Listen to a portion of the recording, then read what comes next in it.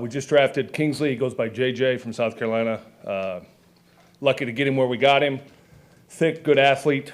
Has burst, has power.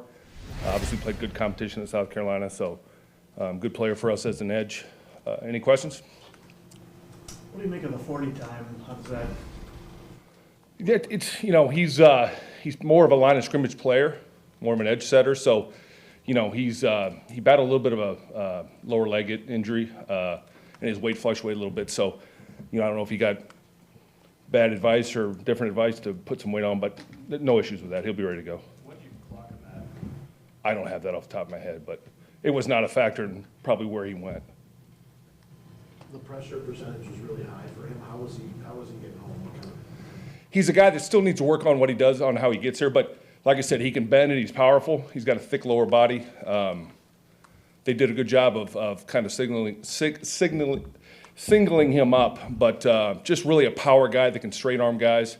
Senior Bowl, you saw a couple times he ran right through the tight end that got drafted earlier. So really power is his game, but he can also bend and get around the corner. You think he has any special teams ability? Yeah, I think so. I mean, he is an athletic kid, and I would think his 40, if you're referencing it, is probably not indicative of what kind of athlete he is. So, and probably on our depth chart, he's going to be expected to play that. So, Kingsley, JJ is a good athlete, so I'm sure he'll help. How's he against the run? Same thing. I mean, he's a thick guy that can drop his weight. Does a good job setting the edge. Maybe still has to work on connecting the dots and reading blocking schemes like everybody does, but he'll be fine there. Plays with a good motor, so he does get to the football. You talked about the Senior Bowl. I mean, how much did that week kind of maybe help him in your eyes? Really, Senior Bowl does a good job getting him against some of the best players, but he did that throughout his career at South Carolina. So really just kind of gave us a little more opportunity to see the kid up front close, but we kind of knew who he was to begin with. So didn't do anything to help him or hurt him, just another example of what he can do. Hey Patrick, on Thursday, Brian mentioned the work you did on Walker and kind of what stood out to you guys about him. What did you like most about him? What do you think you guys got there? I think he referenced it the other night. He's just a long, tough, athletic kid that can run.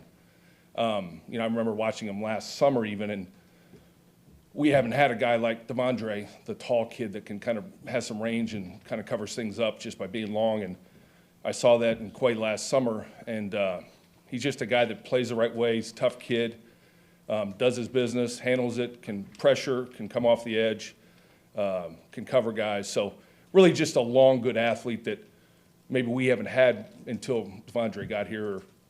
So just a good kid, good football player. Hey, Pat, you scouted that region for a long time, obviously. Tom asked a question of Goody the other day. How do you separate when you got all these studs on a defense like Georgia's? How do you go about assessing the specific ones that you're going to draft and how that factors into being a part of a really good group? Really, you have to watch them individually. A lot of schools you can go watch the entire defense and kind of grade 2 or 3 guys at a time.